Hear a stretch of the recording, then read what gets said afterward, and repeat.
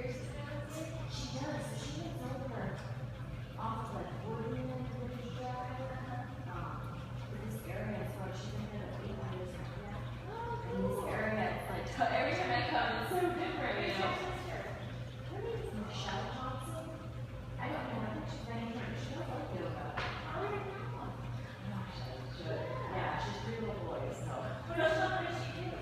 Now she was a teacher, but now she stays home with the boys. Where did she teach at? She taught